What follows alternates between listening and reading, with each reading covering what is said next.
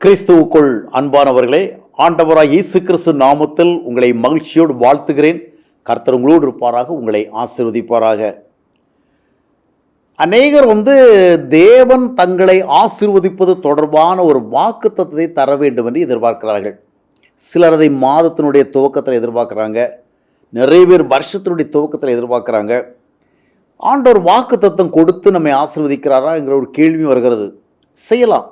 ஆண்டவர் சூழலின் அடிப்படையில் நம்முடைய இருதயத்தில் ஒரு வாக்குத்தத்தத்தை கொடுத்து அதனுடைய அடிப்படையில் ஆசீர்வாதமான காரியங்களை செய்யலாம். ஆனால் வாக்குத்தத்தத்தை நாம் தேடுவது அது ஒரு போதகர் வழியாக, ஒரு ஊழியக்காரர் வழியாக, ஒரு தீர்க்கதரிசி வழியாக என்ற விதமான காரியத்துக்கு புதிய ஏற்பாட்டில் அங்கீகாரம் இல்லை.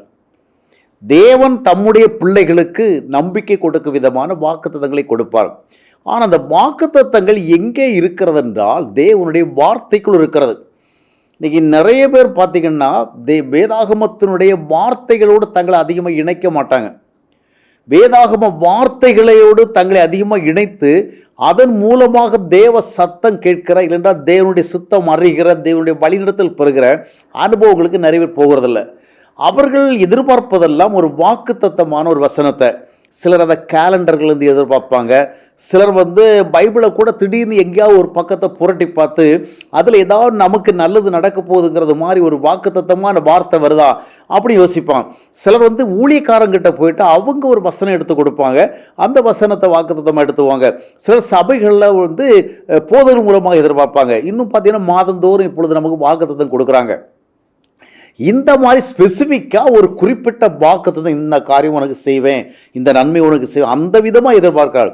ஆனால் அதனுடைய சரியான வழி என்னவென்றால், மனிதன் அப்பத்தினால் மாத்திரமல்ல தேவனுடைய வாயிலிருந்து புறப்படுகிற ஒவ்வொரு வார்த்தையினாலும் பிழைக்கிறான். அப்போது நம்ம அனுதின வாழ்க்கையில் வார்த்தை தொடர்புடையவர்களாக இருக்க வேண்டும்.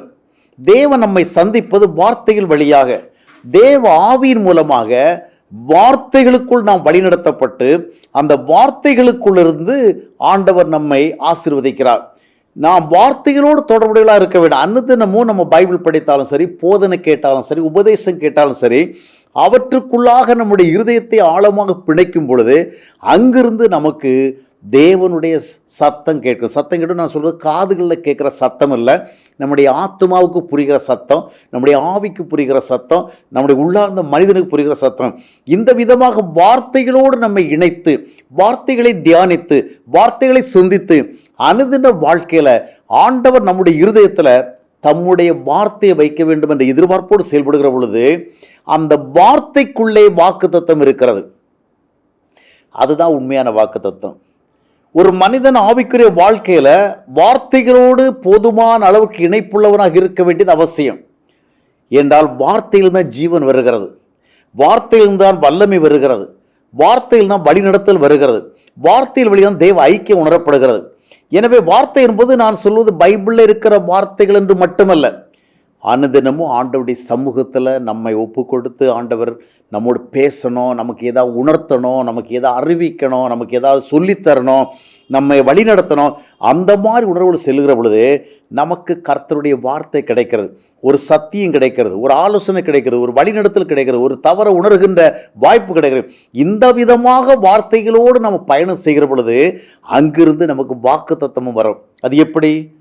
அந்த வார்த்தைகளை நீங்கள் தொடர்ந்து தியானிக்கும் பொழுதே உங்களுடைய இருதயத்துக்குள்ளே ஆண்டவர் உங்களுக்கு நலமானதை செய்வார், நன்மையானதை செய்வார், ஆண்டவர் உங்களுக்கு போதுமானவராக இருப்பார் என்கிற வாக்குத்தத்த உணர்வு வரும்.